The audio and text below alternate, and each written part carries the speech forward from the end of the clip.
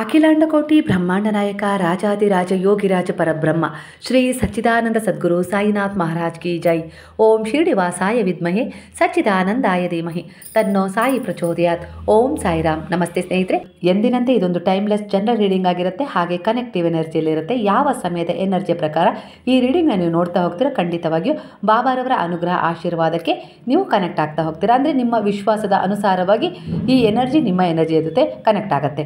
ಹಾಗಾದರೆ ಇವತ್ತು ನಾವು ಒಂದು ಕೃತಜ್ಞತಾ ಶಕ್ತಿಯನ್ನು ಆಳವಾಗಿ ಅನುಭವಿಸುವ ಒಂದು ಶಕ್ತಿಯನ್ನು ನೀವು ಯಾವ ರೀತಿ ನಿಮ್ಮ ಜೀವನದಲ್ಲಿ ಒಂದು ಭರವಸೆಯ ಮೂಲಕ ಪಡ್ಕೊಂಡಿದ್ದೀರಾ, ಅಂದರೆ ನೀವು ಯಾವ ರೀತಿಯ ಒಂದು ಕೃತಜ್ಞತಾ ಭಾವರಾಗಿದ್ದೀರಾ, ಈ ಪ್ರಕೃತಿಗಾಗಿರ್ಬೋದು, ನೀವು ನಂಬಿದ ದೇವರಿಗಾಗಿರ್ಬೋದು, ಗುರುಗಳಿಗಾಗಿರ್ಬೋದು, ಅದಕ್ಕೆ ತಕ್ಕ ಹಾಗೆ ಯಾವುದೇ ರೀತಿ ಒಂದು ಜನರು ನಿಮಗೆ ಸಹಾಯ ಮಾಡಿದ್ದಾರೆ ಅಂದರೆ, ನಿಮಗೆ ಒಂದು ಒಳ್ಳೆಯದಾಗಿದೆ ಅಂದರೆ ಅದಕ್ಕೆ ನೀವು ಯಾವ ರೀತಿ ಒಂದು ಕೃತಜ್ಞತಾ ಭಾವವನ್ನು ವ್ಯಕ್ತಪಡಿಸ್ತಾ ಇದ್ದೀರಾ.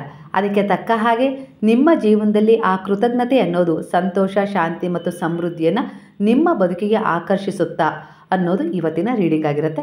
ಹಾಗಾದರೆ ಈ ರೀಡಿಂಗ್ ಬಗ್ಗೆ ಬಾಬಾರವರ ಒಂದು ಸಂದೇಶ ಯಾವ ರೀತಿ ನಿಮಗೆ ಈ ಸಮಯದಲ್ಲಿ ಸಿಗ್ತಾ ಇದೆ ಅನ್ನೋದನ್ನು ನೋಡೋಣ. ಅಂದರೆ ಈ ಕೃತಜ್ಞತೆ ಅನ್ನೋದು ನಿಮ್ಮ ಜೀವನದಲ್ಲಿ ಒಂದು ಆಶೀರ್ವಾದವಾಗಿ ಈ ಸಮಯದಲ್ಲಿ ಬರ್ತಾ ಇದೆ. ಅದೇ ಮೆಸೇಜ್ ಮೊದಲನೇದಾಗಿ ಇಲ್ಲಿ ನಿಮಗೆ ಸಿಕ್ಕಿದೆ. ಅಂದರೆ ನೀವು ಯಾರಿಂದನಾದರೂ ಯಾವ ರೀತಿಯ ಒಂದು ಸಹಾಯವನ್ನು ಪಡ್ಕೊಂಡಿದ್ದೀರಲ್ಲ, ಅದಕ್ಕೆ ಪ್ರತ್ಯುತ್ತರವಾಗಿ ನಿಮ್ಮ ಮನಸ್ಸಲ್ಲೇ ಒಂದು ಕೃತಜ್ಞತೆಯನ್ನು ಅವರಿಗೆ ಸಲ್ಲಿಸಿದರೂ ಕೂಡ ಅದು ಆಶೀರ್ವಾದವಾಗಿ ಈ ಸಮಯದಲ್ಲಿ ನಿಮ್ಮನ್ನು ಕೈ ಹಿಡಿದು ಮುಂದೆ ನಡೆಸ್ತಾ ಇದೆ ಅನ್ನೋ ರೀತಿಯಲ್ಲಿ ಇಲ್ಲಿ ವಿಚಾರ ಬರ್ತಾ ಇದೆ. ಹಾಗಾಗಿ ಈಗಾಗಲೇ ನೀವು ಸಾಕಷ್ಟು ಪರಿವರ್ತನೆಗಳನ್ನು ನಿಮ್ಮ ಜೀವನದಲ್ಲಿ ಪಡ್ಕೊಂಡಿದ್ದೀರ. ಒಂದು ಪ್ರಕೃತಿಯೇ ಆಗಲಿ, ನೀವು ತಿನ್ನುವ ಅನ್ನಕ್ಕೆ ಆಗಲಿ, ಹಾಗೆ ನೀವು ಸೇವಿಸುವ ಗಾಳಿಗೆ ಆಗಲಿ, ನೀವು ಈ ಸಮಯದಲ್ಲಿ ಕೃತಜ್ಞರಾಗಿದ್ದೀರಾ. ಹಾಗಾಗಿ ಅವುಗಳ ಆಶೀರ್ವಾದ ಕೂಡ ಈ ಸಮಯದಲ್ಲಿ ನಿಮಗೆ ಮೌನ ಭಾಷೆಯಲ್ಲಿ ನಿಮಗೆ ಕಾಣದ ಕೈಗಳ ರೀತಿಯಲ್ಲಿ ಅವು ಆಶೀರ್ವಾದವನ್ನು ಮಾಡ್ತಾ ಇದ್ದಾವೆ. ಅಂದರೆ ಯಾವ ರೀತಿ ಅಂದರೆ ನಿಮಗೆ ಒಂದು ಸಮೃದ್ಧಿಯನ್ನು ತಂದುಕೊಡ್ತಾ ಇದ್ದೇವೆ, ಒಂದು ಬಲವನ್ನು ತಂದುಕೊಡ್ತಾ ಇದ್ದೇವೆ ಅನ್ನೋ ರೀತಿಯಲ್ಲಿ ಇಲ್ಲಿ ವಿಚಾರ ಮೊದಲನೇದಾಗಿ ಬರ್ತಾ ಇದೆ. ನಿಮ್ಮ ಒಂದು ಶ್ರದ್ಧೆಗೆ, ಒಂದು ತಾಳ್ಮೆಗೆ, ಸಂಯಮಕ್ಕೆ ಒಂದು ಒಳ್ಳೆಯ ಪರಿವರ್ತನೆ ಸಿಗುವ ಸಮಯ ಬಂದಿದೆ. ಅಂದರೆ ಹಣ ಮುಖ್ಯ ಅಂತೇಳಿ ಕೆಲವೊಂದು ಸಮಯದಲ್ಲಿ ನಿಮಗೆ ಅನಿಸುತ್ತೆ, ಆದರೆ ಮರುಕ್ಷಣವೇ ನಿಮ್ಮ ಅನಾರೋಗ್ಯದ ಸ್ಥಿತಿಯನ್ನು ಕಂಡಾಗ, ಇಲ್ಲ ಯಾವುದಾದ್ರೂ ರೀತಿಯಲ್ಲಿ ಯಾರನ್ನಾದರೂ ಒಂದು ಅನಾರೋಗ್ಯದ ಸ್ಥಿತಿಯಲ್ಲಿ ಇದ್ದಿದ್ದನ್ನು ನೋಡಿದಾಗ ನೀವು ಅಂದ್ಕೊಳ್ತೀರಿ ಹಣಕ್ಕಿಂತ ಆರೋಗ್ಯನೇ ಮುಖ್ಯ ಅನ್ನೋ ರೀತಿಯಲ್ಲಿ ಈ ಸಮಯದಲ್ಲಿ ನಿಮ್ಮ ಮನಸ್ಸು ಹೇಳ್ತಾ ಇದೆ. ಖಂಡಿತ ಅದು ಸತ್ಯ. ಅಂದರೆ ಕರ್ಮ ನಮಗೆ ಈ ರೀತಿಯಾಗಿ ಕೆಲವು ಪಾಠಗಳನ್ನು ಕಲಿಸುತ್ತೆ. ಅಂದರೆ ನೀವು ಎಲ್ಲಿ ಹೋಗ್ತೀರಾ, ಯಾರ ಜೊತೆ ಬೆರೀತೀರಾ, ಹಾಗೆ ಯಾವ ಸಂದರ್ಭವನ್ನು, ಪರಿಸ್ಥಿತಿಯನ್ನು ಎದುರಿಸ್ತೀರಾ, ಎಲ್ಲಿ ಸುತ್ತಾಡ್ತೀರಲ್ಲ ಅಲ್ಲಿ ಸುತ್ತಮುತ್ತ ವಾತಾವರಣವು ಕೂಡ ನಿಮಗೆ ಈ ಸಮಯದಲ್ಲಿ ಒಂದೊಂದು ಪಾಠವನ್ನು ಕಲಿಸ್ತಾ ಇದೆ. ಇದಕ್ಕೆ ನೀವು ಕೃತಜ್ಞತರಾಗಿರಿ ಅನ್ನೋ ರೀತಿಯಲ್ಲಿ ಇಲ್ಲಿ ವಿಚಾರ ಬರ್ತದೆ. ಯಾಕಂದರೆ ಈ ಪ್ರಕೃತಿಯಾಗಿರ್ಬೋದು, ಈ ಜಗತ್ತಾಗಿರ್ಬೋದು, ನಿಮ್ಮ ಸುತ್ತಮುತ್ತ ಇರುವ ಸಂಬಂಧಗಳು, ಜನರು ಎಲ್ಲರೂ ನಿಮಗೆ ಒಂದು ರೀತಿಯಲ್ಲಿ ಗುರುವೇ, ಮಾರ್ಗದರ್ಶಕರೇ. ಪ್ರತಿಯೊಂದು ಕೂಡ ನಿಮ್ಮನ್ನು ಹೀಲ್ ಮಾಡ್ತವೆ, ಹಾಗೆ ನಿಮಗೆ ಒಂದು ಒಳ್ಳೆಯ ಜ್ಞಾನವನ್ನು ಕಲಿಸ್ತವೆ, ನಿಮ್ಮನ್ನು ಅತಿಯಾದ ಒಂದು ಗಟ್ಟಿಯಾಗಿ ಬದುಕಲಿಕ್ಕೆ ದಾರಿಯನ್ನು ತೋರಿಸ್ತವೆ ಅನ್ನೋ ರೀತಿಯಲ್ಲಿ ಇಲ್ಲಿ ವಿಚಾರ ಬರ್ತದೆ. ಇವತ್ತಿನ ಸಂದೇಶದಲ್ಲಿ ನನಗೂ ಕೂಡ ಒಂದು ಉತ್ತರ ಬೇಕಾಗಿತ್ತು. ಅಲ್ಲಿಗೆ ನನಗೆ ಒಂದು ರೆಸಲ್ಟ್ ಆಗುವ ವಿಚಾರವನ್ನು ಹೇಳ್ತೀನಿ. ಅಂದರೆ ನಾನು ಒಂದು ಆಸ್ಪತ್ರೆಗೆ ಹೋಗಿದ್ದೆ. ಅವರು ಶ್ರೀಮಂತರಾಗಿದ್ದಾರೆ, ಆದರೆ ಅವ್ರ ಮಗು ಒಂದು ರೀತಿಯಲ್ಲಿ ಸ್ವಲ್ಪ ಬುದ್ಧಿಮಾಂದ್ಯ ಮಗು. ಅವರು ದಿನನಿತ್ಯ ಟ್ರೀಟ್ಮೆಂಟಿಗೆ ಕರ್ಕೊಂಡು ಬರ್ತಾ ಇದ್ದಾರೆ ಮಗುನ. ದಿನನಿತ್ಯ ಟ್ರೀಟ್ಮೆಂಟ್ ಅಂದರೆ ಅದಕ್ಕೆ ಫಿಸಿಯೋಥೆರಪಿ ಮಾಡಿಸ್ತಾ ಇದ್ದಾರೆ. ಅವರು ಯಾವ ರೀತಿ ಅಂದರೆ ಆ ಮಗು ಸ್ವಲ್ಪ ಸಹಜವಾಗಿ ತನ್ನ ವರ್ತನೆಗಳನ್ನು ಇಟ್ಕೊಳ್ಬೇಕು ಅನ್ನೋ ರೀತಿಯಲ್ಲಿ ಮಾಡಿಸ್ತಾ ಇದ್ದಾರೆ. ಅದನ್ನು ಒಂದು ಸರಿ ನೋಡಿದೆ. ಹಾಗೆ ಇನ್ನೊಂದು ಕಡೆ ತುಂಬ ಅವರು ಶ್ರೀಮಂತರೇ ಇದ್ದಂಥವ್ರೆ, ಇಲ್ಲ ಅಂತಲ್ಲ, ಅವರಿಗೂ ಕೂಡ ಅಂದರೆ ಏನೋ ಒಂದು ರೀತಿಯ ಕಾಯಿಲೆಯ ಸಮಸ್ಯೆ, ಅನಾರೋಗ್ಯದ ಸಮಸ್ಯೆ, ಬಹಳ ವರ್ಷಗಳಿಂದ ಹಾಸಿಗೆ ಹಿಡಿದುಬಿಟ್ಟಿದ್ದಾರೆ, ಅದರಿಂದ ಹೊರಗೆ ಬರೋಕ್ಕಾಗ್ತಾ ಇಲ್ಲ. ಅವರು ಕೂಡ ಆಸ್ಪತ್ರೆಯಲ್ಲೇ ಅವ್ರನ್ನ ಇಟ್ಟು ಟ್ರೀಟ್ಮೆಂಟ್ ಕೊಡಿಸ್ತಾ ಇದ್ದಾರೆ. ಇದು ಒಂದು ಕಡೆ. ಹಾಗೆ ಇನ್ನೊಬ್ಬರನ್ನ ನೋಡಿದೆ, ಅಲ್ಲಿ ಅವರು ತುಂಬ ಬಡವರು, ಹಣನೂ ಖರ್ಚು ಮಾಡ್ಕೊಳಕ್ಕೆ ಆಗ್ತಾ ಇಲ್ಲ, ಆದರೂ ಕೂಡ ಸಮಸ್ಯೆಗಳ ಭಾರ. ಅಂದರೆ ಏನಾದರೂ ಮಾಡಿ ಆ ಅನಾರೋಗ್ಯದ ಸಮಸ್ಯೆಯಿಂದ ಅವ್ರನ್ನ ಹೊರಗೆ ತರಬೇಕು ಅಂತೇಳಿ ಅವರು ಶತಪ್ರಯತ್ನ ಪಡ್ತಾಯಿದ್ದಾರೆ. ಈ ರೀತಿ ಸಂದರ್ಭ ಇವೆಲ್ಲವನ್ನು, ಈ ಮೂರು ಸಂದರ್ಭವನ್ನು ನೋಡಿದಾಗ ನನ್ನ ಮನಸ್ಸಿಗೆ ತುಂಬ ಒಂದು ರೀತಿಯಲ್ಲಿ ದುಃಖ ಆಯಿತು. ಹಾಗೆ ಕೆಲವೊಂದು ಸಾರಿ ನಾನು ಅಂದ್ಕೊಳ್ತಿದ್ದೆ, ದೇವರೇ ನನಗೆ ಯಾಕಪ್ಪ ಅಂದರೆ ಇಷ್ಟು ಒಂದೊಂದು ಸಾರಿ ಆರ್ಥಿಕ ಸಮಸ್ಯೆ ಉಂಟಾಗುತ್ತೆ, ಇಲ್ಲ ಏನಾದರೂ ಒಂದು ಸಮಸ್ಯೆ ಬರುತ್ತೆ ಅಂತೇಳಿ. ಯಾಕಂದರೆ ಸಮಸ್ಯೆ ಅನ್ನೋದು ನನ್ನ ನಿಮ್ಮ ಅಂತಲ್ಲ, ಯಾರಿಗಾದರೂ ಯಾವಾಗಾದರೂ ಬರ್ಬೋದು. ಯಾಕಂದರೆ ಅದು ರಾಜನ್ನೂ ಬಿಡಲ್ಲ, ಭಿಕ್ಷುಕನ್ನೂ ಬಿಡಲ್ಲ, ಅದು ಪರಿವರ್ತನೆ ಅಲ್ವಾ.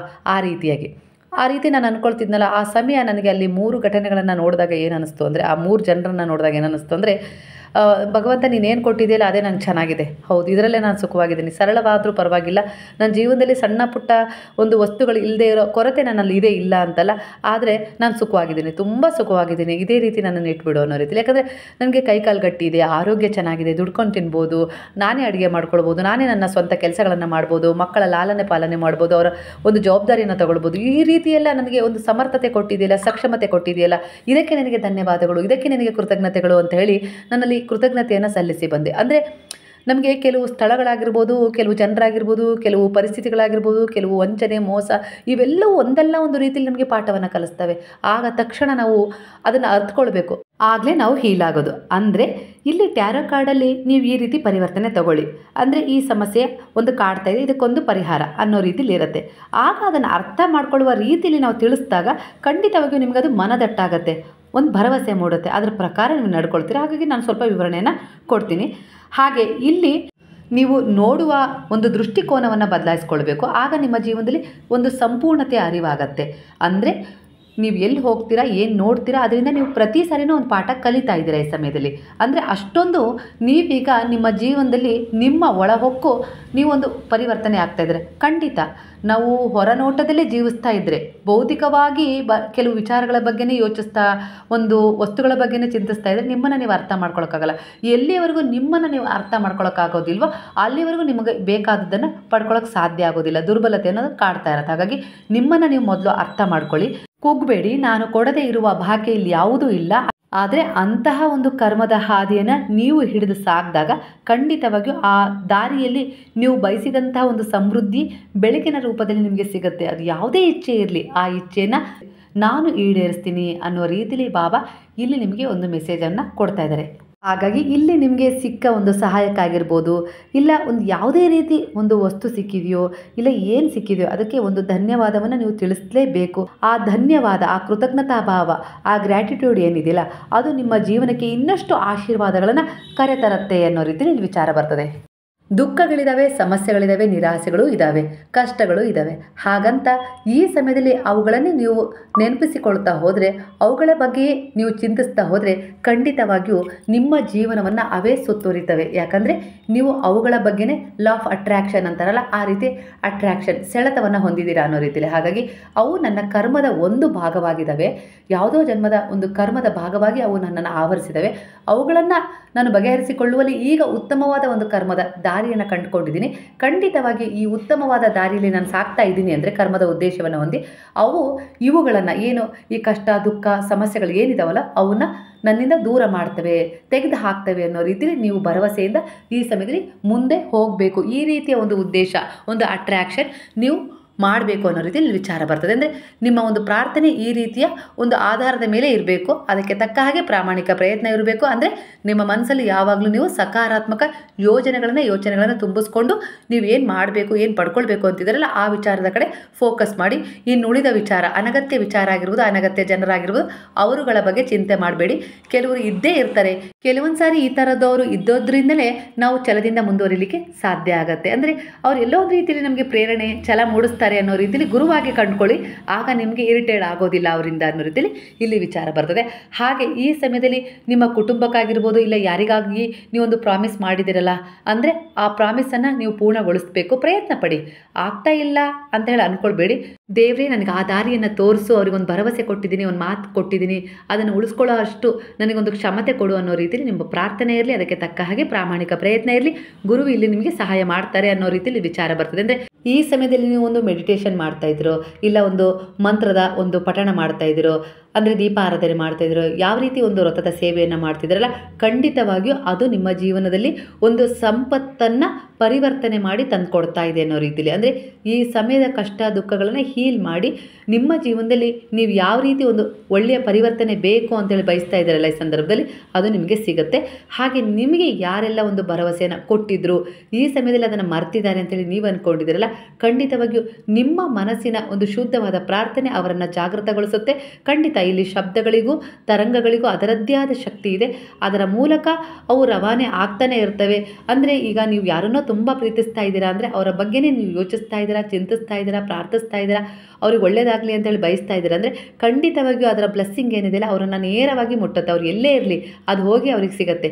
ಅದೇ ರೀತಿ ಈ ಸಮಯದಲ್ಲಿ ಕೆಲವು ಸಂಬಂಧಗಳಲ್ಲಿ ಏನೊಂದು ಅಂತರ ಮೂಡಿದೆ, ಇಲ್ಲಾಂದರೆ ಭಿನ್ನಾಭಿಪ್ರಾಯಗಳು ಮೂಡಿದ್ದಾವೆ, ಇಲ್ಲ ಮೂರನೇ ವ್ಯಕ್ತಿಯಿಂದ ಸ್ವಲ್ಪ ಸಂಬಂಧಗಳಲ್ಲಿ ಯಾವುದೋ ರೀತಿಯಲ್ಲಿ ಒಂದು ಬೇಸರ, ಅನಗತ್ಯ ಜಗಳ, ಈ ರೀತಿ ಸಮಸ್ಯೆಗಳು ಉಂಟಾಗಿದ್ದಾವಲ್ಲ, ಆ ರೀತಿಯ ಸಮಸ್ಯೆಗಳನ್ನು ಖಂಡಿತವಾಗಿಯೂ ನೀವೇ ಸ್ವತಃ ಹೀಲ್ ಮಾಡ್ಬೋದು. ನಿಮ್ಮ ಮನಸ್ಸಲ್ಲಿ ಒಂದು ದೃಢವಾದ ವಿಶ್ವಾಸವನ್ನು ಬೆಳೆಸ್ಕೊಂಡು ಅವರಿಗೋಸ್ಕರ ಒಂದು ಶುದ್ಧವಾದ ಪ್ರಾರ್ಥನೆಯನ್ನು ಮಾಡಿ.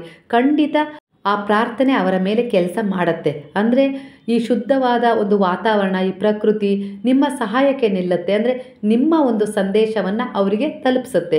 ಅವರಿಗೆ ಎಲ್ಲೋ ಒಂದು ರೀತಿಯಲ್ಲಿ ಹೀಲ್ ಮಾಡಿ, ಅವರಲ್ಲಿರುವ ಒಂದು ನೆಗೆಟಿವಿಟಿಯನ್ನು ಹೀಲ್ ಮಾಡಿ ಅವರು ನಿಮ್ಮ ಕಡೆ ಬರುವಂತೆ ಅದು ಸಹಾಯ ಮಾಡುತ್ತೆ. ಅದಕ್ಕೋಸ್ಕರನೇ ಇಲ್ಲಿ ಪ್ರಕೃತಿ ಇಲ್ಲದೆ ನಾವಿಲ್ಲ. ಪ್ರಕೃತಿ ನಮಗೆ ಬೇಕೇ ಬೇಕು. ಹಾಗಾಗಿ ನಮಗೆ ದಿನನಿತ್ಯ ಸಿಕ್ಕ ಗಾಳಿಗಾಗಿರ್ಬೋದು, ನೀರಿಗಾಗಿರ್ಬೋದು, ಅನ್ನಕ್ಕಾಗಿರ್ಬೋದು, ನಾವು ಓಡಾಡೋ ಮಣ್ಣಿಗಾಗಿರ್ಬೋದು, ಸೂರ್ಯ, ಚಂದ್ರ, ನಕ್ಷತ್ರ, ಈ ರೀತಿಯಾಗಿ ನಮಗೆ ಸಿಗುವ ಹೂವು ಆಗಿರ್ಬೋದು, ಅದರ ಪರಿಮಳ ಆಗಿರ್ಬೋದು, ಅದಕ್ಕೆ ನಾವು ಕೃತಜ್ಞತೆಯನ್ನು ಸಲ್ಲಿಸ್ತಾ ಹೋಗಬೇಕು. ಆಗ ಅದು ಆಶೀರ್ವಾದದ ಮೂಲಕ ನಮಗೆ ಇನ್ನಷ್ಟು ಅವುಗಳಿಂದ ಒಂದು ಬ್ಲೆಸ್ಸಿಂಗ್ ಸಿಗುತ್ತೆ, ಸಹಾಯ ಸಿಗುತ್ತೆ ಸಮಯಕ್ಕೆ ಸರಿಯಾಗಿ. ಇದೇ ನಿಗೂಢ ಅರ್ಥ. ಇದನ್ನು ಅರ್ಥ ಮಾಡ್ಕೊಂಬಿಟ್ರೆ ನಮ್ಮ ಜೀವನದಲ್ಲಿ ನಾವು ಸಮಸ್ಯೆಗಳಿಂದ ತುಂಬ ಬೇಗನೆ ಹೀಲ್ ಆಗ್ತೀವಿ.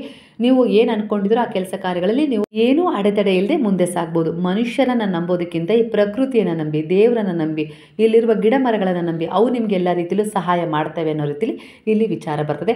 ಹಾಗಾಗಿ ನೀವು ಯಾರಿಗೇನೊಂದು ಪ್ರಾಮಿಸ್ ಮಾಡಿದಾರಲ್ಲ ಅದನ್ನು ಪೂರ್ಣಗೊಳಿಸ್ಕೊಳ್ಳಿ. ಖಂಡಿತವಾಗಿ ಅದರ ಅಗತ್ಯ ಇದೆ ನಿಮಗೆ.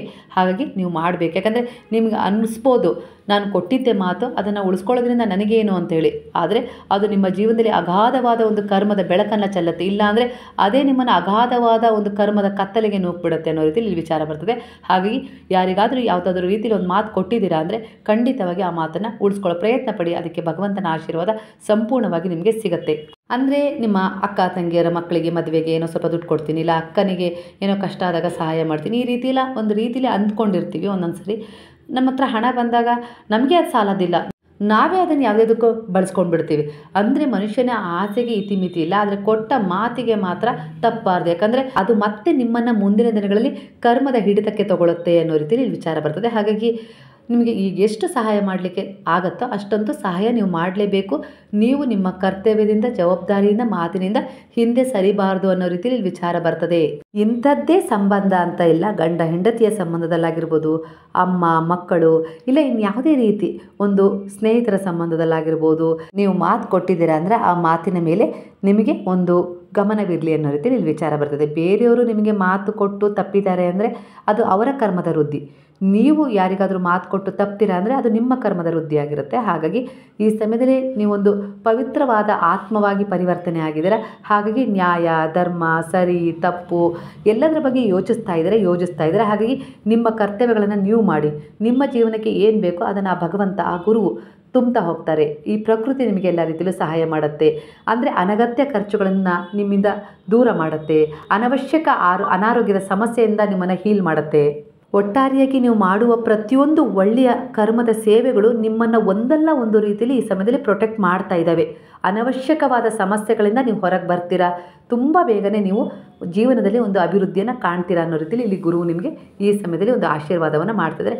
ಹಾಗಾಗಿ ಈ ಸಮಯದಲ್ಲಿ ನಿಮ್ಮ ಹಳೆಯ ಜೀವನದ ಕೆಟ್ಟ ಘಟನೆಗಳನ್ನಾಗಿರ್ಬೋದು, ಇಲ್ಲ ಯಾರೋ ನೋವು ಕೊಟ್ಟ ವಿಚಾರಗಳನ್ನಾಗಿರ್ಬೋದು, ಮೋಸ ಮಾಡಿದ ವಿಚಾರಗಳನ್ನಾಗಿರ್ಬೋದು, ಅವೆಲ್ಲವೂ ನನ್ನ ಹಿಂದಿನ ಜನ್ಮದಾಗಿರ್ಬೋದು, ಇಲ್ಲ ಹಿಂದಿನ ದಿನಗಳ ಒಂದು ಕರ್ಮದ ಒಂದು ಭಾಗವಾಗಿತ್ತು.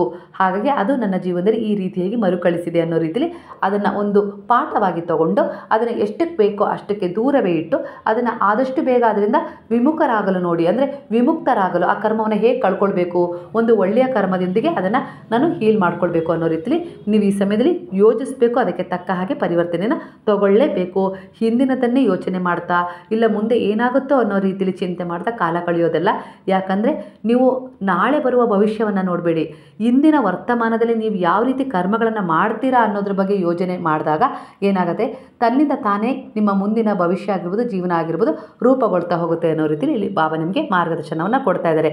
ಅಲ್ಲಿಗೆ ನೀವು ನಾಳೆಯ ಭವಿಷ್ಯ, ನಾಳೆಯ ಜೀವನದ ಬಗ್ಗೆ ಚಿಂತೆ ಮಾಡ್ತಾ ಇವತ್ತಿನ ಸಂತೋಷ ಆಗಿರ್ಬೋದು, ಇವತ್ತಿನ ಕರ್ತವ್ಯ ಆಗಿರ್ಬೋದು, ಇವತ್ತಿನ ಕರ್ಮಗಳಿಂದ ವಿಮುಖರಾಗಬಾರ್ದು ಅನ್ನೋ ರೀತಿಯಲ್ಲಿ ಬಾಬಾ ಹೇಳ್ತಾ ಇದ್ದಾರೆ. ಯಾಕಂದರೆ ನಾಳೆ ಅನ್ನೋದು ನಿಮ್ಮ ಕೈಯಲ್ಲಿಲ್ಲ, ಇವತ್ತೇನಿದೆಯಲ್ಲ ಈ ಕ್ಷಣ ನಿಮಗೆ ಕೊಟ್ಟಿದ್ದಲ್ಲ ಅದು ನಿಮ್ಮ ಕೈಯಲ್ಲಿದೆ. ಹಾಗಾಗಿ ನಿಮ್ಮ ಕರ್ತವ್ಯ, ನಿಮ್ಮ ಜವಾಬ್ದಾರಿ, ನಿಮ್ಮ ಪ್ರೀತಿ, ನಿಮ್ಮ ಒಂದು ಸೇವೆ, ಧರ್ಮ, ದಯೆ, ಯಾವ ರೀತಿ ನಿಮ್ಮ ಜೀವನದಲ್ಲಿ ನೀವು ಸಾಗಬೇಕು ಅನ್ನುವ ಒಂದು ಕರ್ಮದ ಕಡೆ ನೀವು ಗಮನ ಕೊಡಬೇಕು. ಅದು ನಾಳೆಯನ್ನು ನಿರ್ಧಾರ ಮಾಡಿಕೊಡುತ್ತೆ. ನಾಳೆ ಅನ್ನೋದು ನಿಮ್ಮ ಕೈಯಲ್ಲಿಲ್ಲ, ನಾಳೆ ಅನ್ನೋದು ನನ್ನ ಕೈಯಲ್ಲಿದೆ. ಅಂದರೆ ಕರ್ಮ ಅನ್ನೋದು ನಾನೇ ಆಗಿದ್ದೀನಿ ಅನ್ನೋ ರೀತಿಯಲ್ಲಿ ಇಲ್ಲಿ ಗುರು ಹೇಳ್ತಾ ಇದ್ದಾರೆ. ಹಾಗಾಗಿ ಈ ಸಮಯದಲ್ಲಿ ಬಾಬಾರವರ ಉಪದೇಶಗಳಿಂದ ನೀವು ಪರಿವರ್ತನೆಗೊಂಡಿದ್ದೀರಾ. ಖಂಡಿತವಾಗಿಯೂ ನೀವು ಮಾಡ್ತಾ ಇರುವ ದಯೆ, ದಾನ, ಧರ್ಮ ಇವೆಲ್ಲವೂ ಕೂಡ ನಿಮ್ಮಲ್ಲಿರುವ ಒಂದು ವ್ಯಕ್ತಿತ್ವ, ಅಂದರೆ ವಿಶೇಷವಾದ ವ್ಯಕ್ತಿತ್ವ, ಅದನ್ನು ಹೊರಗೆ ತರ್ತಾ ಇದ್ದೇವೆ. ಅಂದರೆ ಪ್ರತಿಯೊಬ್ಬ ಮನುಷ್ಯನಲ್ಲೂ ಒಂದು ಒಳ್ಳೆಯ ಮನಸ್ಸು ಅನ್ನೋದಿರುತ್ತೆ. ಕೆಲವೊಂದು ಸರಿ ನಿರಾಸೆ, ದುಃಖ, ವಂಚನೆ ಈ ರೀತಿಯ ಪರಿಸ್ಥಿತಿಗಳಿಗೆ ಸಿಕ್ಕು ಏನಾಗಿರುತ್ತೆ ಅಂದರೆ ಇಲ್ಲಿ ಯಾರನ್ನು ನಂಬಾರ್ದು, ಇಲ್ಲಿ ಏನೂ ಇಲ್ಲ ಅನ್ನೋ ರೀತಿಯಲ್ಲಿ ಸ್ವಾರ್ಥಿಗಳಾಗ್ಬಿಟ್ಟಿರ್ತೀರ.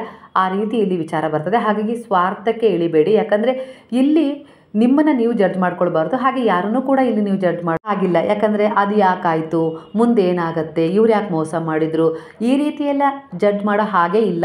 ನಾವು ಮುಂದೆ ಹೋಗ್ತಾನೆ ಹೋಗಬೇಕು. ಏನೇ ಆಗಲಿ, ಬಿದ್ದರು ಎದ್ದರು ಜೀವನದಲ್ಲಿ ನೀವು ಮುಂದೆ ಹೋಗೋ ಪ್ರಯತ್ನ ಮಾಡ್ತಾನೆ ಹೋಗಬೇಕು. ಒಂದು ಮಗು ಹುಟ್ಟಿದಾಗ ಅದು ಹಾಗೇ ಮಲಗಿದರೆ ಅದು ಖಂಡಿತ ಅಲ್ಲೇ ಮಲಗುತ್ತೆ. ಆವಾಗ ನಾವು ಏನು ಅಂದ್ಕೊಳ್ತೀವಿ, ಮಗು ಯಾವಾಗ ಬೇಗ ಎದ್ದೇಳುತ್ತೋ, ಯಾವಾಗ ತನ್ನ ಕೆಲಸಗಳನ್ನು ಮಾಡ್ಕೊಳ್ಳುತ್ತೆ. ಯಾಕಂದರೆ ಅದು ನೀವು ಮಾಡಿಸೋದಲ್ಲ, ಅದೇ ಸ್ವತಃ ಮಾಡಬೇಕು ಅದರ ಆತ್ಮವಿಶ್ವಾಸದ ಬಲದಿಂದ. ಹಾಗಾಗಿ ಇಲ್ಲೂ ಕೂಡ ನೀವು ಅದೇ ರೀತಿ ವಿಶ್ವಾಸದಿಂದ ಮುಂದೆ ಸಾಕ್ತಾನೆ ಹೋಗಬೇಕು. ಎದ್ದರು ಬಿದ್ದರು ಏನೇ ಆದರೂ ನೀವು ನಿಲ್ಲಬಾರ್ದು ಅನ್ನೋ ರೀತಿಯಲ್ಲಿ ಗುರು ಹೇಳ್ತಾ ಇದ್ದಾರೆ. ಯಾಕಂದರೆ ಒಂದು ಮಗುವಿನ ಎಲ್ಲ ಕೆಲಸ ಕಾರ್ಯಗಳನ್ನು ನೀವೇ ಮಾಡ್ತಾ ಹೋದರೆ ಆ ಮಗುವಿಗೆ ತನ್ನ ಕ್ಷಮತೆ ಬಗ್ಗೆ, ತನ್ನ ಆತ್ಮವಿಶ್ವಾಸದ ಬಗ್ಗೆ ಯಾವುದೇ ರೀತಿ ಭರವಸೆನೇ ಉಳಿಯೋದಿಲ್ಲ. ಎಲ್ಲ ನೀವೇ ಅದಕ್ಕೆ ಮಾಡಿಕೊಡ್ತಾ ಹೋದರೆ ದಿನನಿತ್ಯ ಅದಕ್ಕೆ ತಟ್ಟೆಯಿಂದ ಅನ್ನ ತಗೊಂಡು ಊಟ ಮಾಡೋದು ಸಹ ಕಲಿಯೋಕ್ಕಾಗೋದಿಲ್ಲ. ಮುಂದೆ ಒಂದು ಹೆಜ್ಜೆ ಇಡಲಿಕ್ಕೂ ಆಗೋದಿಲ್ಲ. ಯಾಕಂದರೆ ಆ ಹೆಜ್ಜೆನ ನೀವೇ ಇಡಿಸ್ತಾ ಇದ್ದೀರ. ಎಲ್ಲ ಕೃತಕವಾಗಿ ಅದಕ್ಕೆ ಸಿಗ್ತಾ ಹೋಗುತ್ತೆ. ಹಾಗಾಗಿ ಇಲ್ಲಿ ಅದು ಏಳಬೇಕು, ಬೀಳಬೇಕು, ತನ್ನ ಕೆಲಸ ಕಾರ್ಯಗಳನ್ನು ಅದು ಕಲಿಬೇಕು. ಅಂದರೆ ಈ ಪ್ರಕೃತಿಗೆ ಹೊಂದಿಕೊಳ್ಬೇಕು.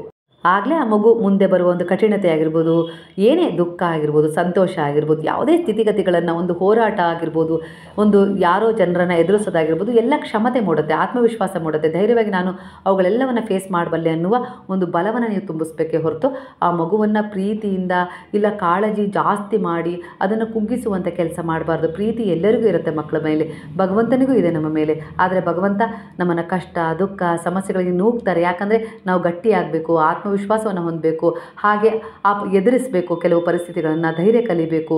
ನಮ್ಮ ಜೀವನದಲ್ಲಿ ಸ್ವತಃ ಶ್ರಮಪಟ್ಟು ನಾವು ಏನಾದರೂ ಪಡ್ಕೊಂಡ್ರೆ ಅದು ಶಾಶ್ವತವಾಗಿ ಉಳಿಯುತ್ತೆ, ಸ್ಥಿರವಾಗಿ ಉಳಿಯುತ್ತೆ ಅನ್ನೋದನ್ನು ನಾವು ಕಲಿಬೇಕು ಅನ್ನೋ ರೀತಿಯಲ್ಲಿ ನಮಗೆ ಪಾಠವನ್ನು ಕೊಡ್ತಾರಲ್ಲ, ಅದೇ ರೀತಿ ಈ ಸಮಯದಲ್ಲಿ ನಿಮ್ಮ ಮಕ್ಕಳಿಗೆ ನೀವು ಕೆಲವು ಪಾಠಗಳನ್ನು ಕಲಿಸ್ಬೇಕು ಅನ್ನೋ ರೀತಿಯಲ್ಲಿ ಇಲ್ಲಿ ವಿಚಾರ ಬರ್ತದೆ. ಅತಿಯಾದ ಮುದ್ದು ಅಂದರೆ ಅತಿಯಾದರೆ ಅಮೃತನ ವಿಷ ಅಂತಾರಲ್ಲ, ಆ ರೀತಿಯಾಗಿ ಅತಿಯಾದ ಮುದ್ದು ಕೂಡ ನಿಮ್ಮ ಮಕ್ಕಳನ್ನು ಕೆಲವೊಮ್ಮೆ ಹಾಳು ಮಾಡುತ್ತೆ. ಯಾಕಂದರೆ ಅವರಲ್ಲಿ ಒಂದು ಧೈರ್ಯ, ಒಂದು ಆತ್ಮವಿಶ್ವಾಸವನ್ನು ಕಡಿಮೆ ಮಾಡುತ್ತೆ ಅನ್ನೋ ರೀತಿಯಲ್ಲಿ ವಿಚಾರ ಬರ್ತದೆ. ಹಾಗೆ ಕೆಲವರ ಜೀವನದಲ್ಲಿ ಕೆಲವು ಅಂತ್ಯವಾದ ಅಧ್ಯಾಯಗಳು ಪುನರಾವರ್ತಿಸುತ್ತವೆ ಅನ್ನೋ ರೀತಿಯಲ್ಲಿ ವಿಚಾರ ಬರ್ತದೆ. ಅಂದರೆ ಯಾರೋ ನಿಮ್ಮನ್ನು ಬಿಟ್ಟು ಹೋಗಿದ್ದಾಗಿರ್ಬೋದು, ಅವರು ಮರಳಿ ಬರ್ತಾರೆ ಅನ್ನೋ ರೀತಿಯಲ್ಲಿ ವಿಚಾರ ಬರ್ತದೆ. ಹಾಗೆ ನಿಮಗೆ ಯಾರೋ ಒಂದು ಹಣ ಕೊಡಬೇಕಾಗಿತ್ತು, ತುಂಬ ಸತಾಯಿಸ್ತಾ ಇದ್ರು, ಆದರೆ ಈಗ ಅವರಿಗೆ ಅನ್ನಿಸ್ತಾ ಇದೆ ನಾನು ಮೋಸ ಮಾಡಿದರೆ ದೇವ್ರು ನನಗೆ ಒಳ್ಳೇದು ಮಾಡೋದಿಲ್ಲ ಅನ್ನೋ ರೀತಿಯಲ್ಲಿ. ಅಂದರೆ ಯಾವುದಾದ್ರೂ ರೀತಿಯಲ್ಲಿ ಅದು ಒಂದು ಕಾಡಾಟ ಅವರಿಗೆ ಕೊಟ್ಟು, ಎಚ್ಚರಿಕೆಯನ್ನು ಕೊಟ್ಟು ಅವರ ಹಣವನ್ನು ಮರಳಿ ತಂದುಕೊಡೋ ರೀತಿಯಲ್ಲಿ ಇಲ್ಲಿ ವಿಚಾರ ಬರ್ತದೆ. ಯಾವ ವಿಚಾರದಲ್ಲಿ ನಿಮಗೆ ಅನ್ಯಾಯ ಆಗಿತ್ತು, ನ್ಯಾಯ ಸಿಕ್ಕಿಲ್ಲ ಅಂತೇಳಿ ನೀವು ತುಂಬಾ ಒಂದು ನಿರಾಸೆಯನ್ನು ಹೊಂದಿ ಭಗವಂತನಲ್ಲಿ ಪ್ರಾರ್ಥನೆ ಮಾಡಿದ್ರಿ, ಗುರುವಿನಲ್ಲಿ ಒಂದು ಸೇವೆ ಮಾಡಿದ್ರಲ್ಲ, ಗುರುವಿನ ಸೇವೆ, ಅದಕ್ಕೆ ತಕ್ಕ ಹಾಗೆ ಬಾಬಾ ಅಂದರೆ ನಿಮ್ಮ ಒಂದು ನಂಬಿಕೆ ಮತ್ತು ಒಂದು ಶ್ರದ್ಧೆಗೆ, ತಾಳ್ಮೆಗೆ, ಸಂಯಮಕ್ಕೆ ತಕ್ಕ ಹಾಗೆ ನಿಮ್ಮ ಜೀವನದಲ್ಲಿ ಒಂದು ಒಳ್ಳೆಯ ರೀತಿಯಲ್ಲಿ ನ್ಯಾಯವನ್ನು ಕೊಡ್ತಾ ಇದ್ದಾರೆ. ಅಂದರೆ ನ್ಯಾಯ ಮಾಡಿಕೊಡ್ತಾ ಇದ್ದಾರೆ ಅವರೇ. ನೀವು ಯಾವ ವಿಚಾರದಲ್ಲಿ ಅನ್ಯಾಯ ಆಗಿದೆ ಅಂತೇಳಿ ಅಂದ್ಕೊಂಡಿದ್ರಿ, ಆ ವಿಚಾರವನ್ನು ಗುರುವಿನ ಪಾದಗಳಿಗೆ ಸಮರ್ಪಣೆ ಮಾಡಿ ಒಂದು ಸೇವೆಯನ್ನು ಮಾಡಿದ್ರಲ್ಲ, ಅಂದರೆ ನಿಮ್ಮ ಒಂದು ನೋವು ತುಂಬಿದ ಪ್ರಾರ್ಥನೆನ ಅವರು ಸ್ವೀಕರಿಸಿದ್ದಾರೆ. ಅದಕ್ಕೆ ತಕ್ಕ ಹಾಗೆ ನಿಮಗೆ ಒಂದು ನ್ಯಾಯ ಖಂಡಿತವಾಗಿ ಸಿಗುತ್ತೆ, ಆದಷ್ಟು ಬೇಗನೆ ಅನ್ನೋ ರೀತಿಯಲ್ಲಿ ಇಲ್ಲಿ ವಿಚಾರ ಬರ್ತದೆ. ಹಾಗೆ ಈ ಸಮಯದ ಎನರ್ಜಿ ಪ್ರಕಾರ ನಿಮ್ಮಲ್ಲಿರುವ ಭಯ ಆಗಿರ್ಬೋದು, ಅನುಮಾನ ಆಗಿರ್ಬೋದು, ನೀವು ಬಿಡಲೇಬೇಕು. ನಿಮ್ಮ ಪರವಾಗಿ ಇಲ್ಲಿ ಒಂದು ಶಕ್ತಿ ಕೆಲಸ ಮಾಡ್ತಾ ಇದೆ. ಆ ಶಕ್ತಿಯ ಮೇಲೆ ನಂಬಿಕೆ ಇಡಿ, ಖಂಡಿತವಾಗಿಯೂ ನಿಮ್ಮ ಉತ್ತಮ ಜೀವನದ ದಾರಿ ತಾನಾಗೇ ತೆರೆದುಕೊಳ್ಳುತ್ತೆ ಅನ್ನೋ ರೀತಿಯಲ್ಲಿ ಬಾಬಾ ಹೇಳ್ತಾ ಇದ್ದಾರೆ.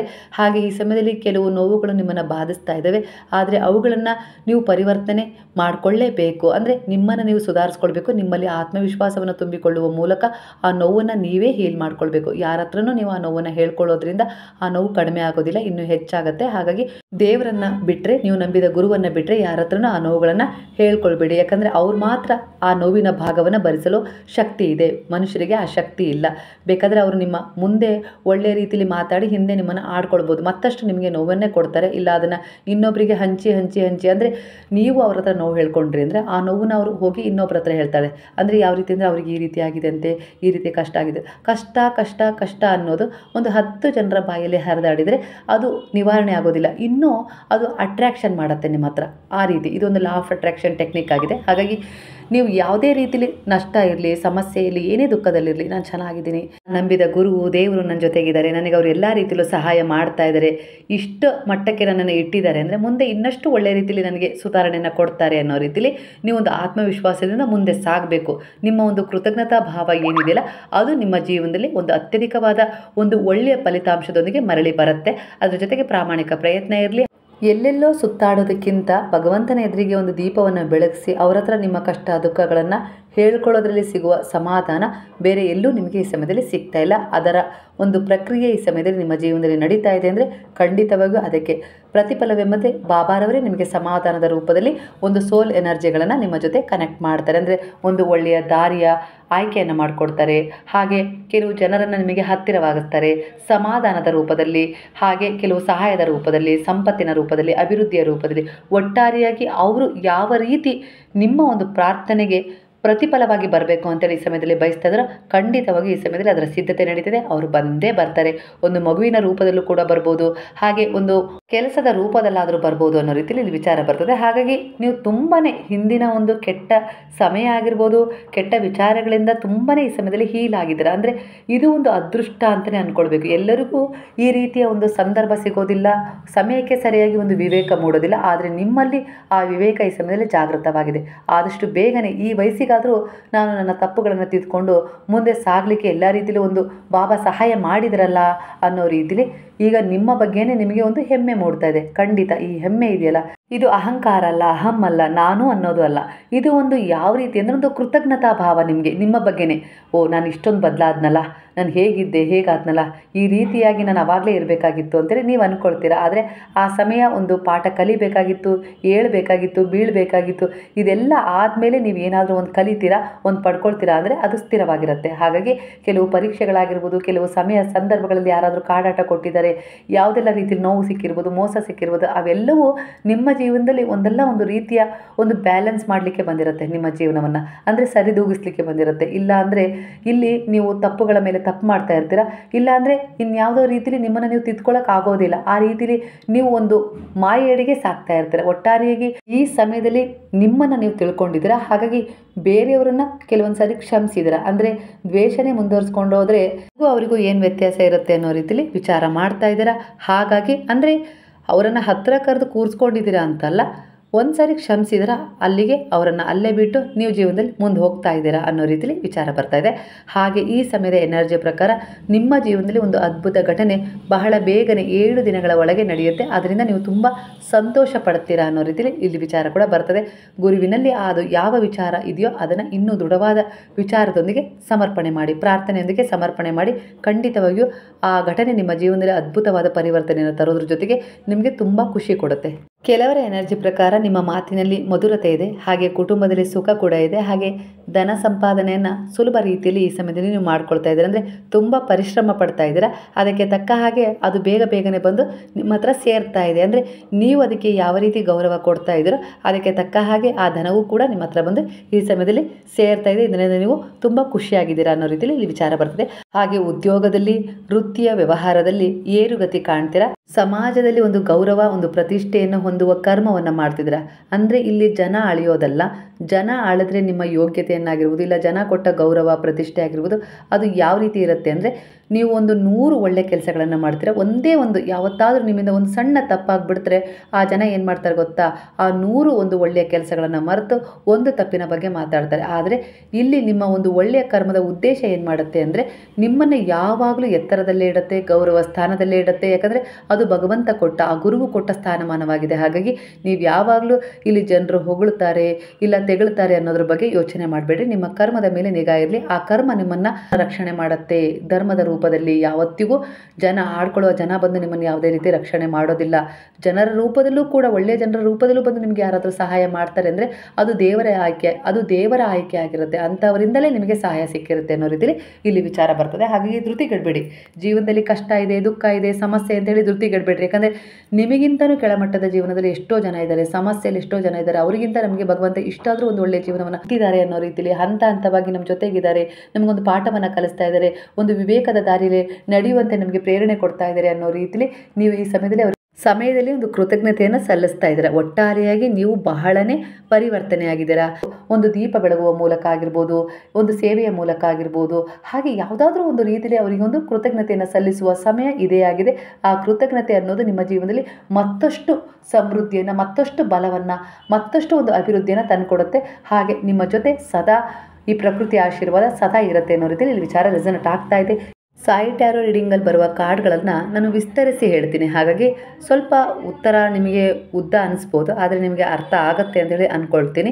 ಕೆಲವೊಂದು ಸರಿ ಏನಾಗುತ್ತೆ ಅಂದರೆ ಕಾರ್ಡಲ್ಲಿ ಈ ರೀತಿ ಬಂದಿದೆ ಅಂತೇಳಿ ಹೇಳಿ ಇಟ್ಬಿಟ್ರೆ ಕೆಲವೊಂದು ಸರಿ ಅದು ಅರ್ಥ ಆಗೋದಿಲ್ಲ. ಸ್ವಲ್ಪ ಅರ್ಥ ಮಾಡಿಸಿದರೆ ನಿಮಗೂ ಅದು ಎಲ್ಲೋ ಒಂದು ರೀತಿಯಲ್ಲಿ ಉಪಯೋಗ ಆಗುತ್ತೆ ಅನ್ನೋದು ನನ್ನದೊಂದು ಸಣ್ಣ ಕಾಳಜಿಯಾಗಿದೆ ಸ್ನೇಹಿತರೆ. ಹಾಗಾದರೆ ಇವತ್ತಿನ ಸಾಯಿ ಟ್ಯಾರೋ ರೀಡಿಂಗ್ನ ವಿಚಾರಗಳು ನಿಮ್ಮ ಜೀವನಕ್ಕೆ ಹತ್ತಿರವಾದರೆ ಕೃತಜ್ಞತಾಪೂರ್ವಕವಾಗಿ ಸಾಯಿರಾಮ್ ಅಂತೇಳಿ ಕಮೆಂಟ್ ಮಾಡೋದನ್ನು ಮರಿಬೇಡಿ. ಹಾಗಾದರೆ ಎಲ್ಲರೂ ಸೇರಿ ಹೇಳೋಣ, ಹರೇ ರಾಮ ರಾಮ ರಾಮ ಹರೇ ಹರೇ, ಹರೇ ಕೃಷ್ಣ ಕೃಷ್ಣ ಕೃಷ್ಣ ಹರೇ ಹರೇ, ಹರೇ ಸಾಯಿ ಸಾಯಿ ಸಾಯಿ ಹರೇ ಹರೇ, ಹರೇ ಬಾಬಾ ಬಾಬಾ ಹರೇ ಹರೇ, ಹರೇ ದತ್ತ ದತ್ತ ದತ್ತ ಹರೇ ಹರೇ.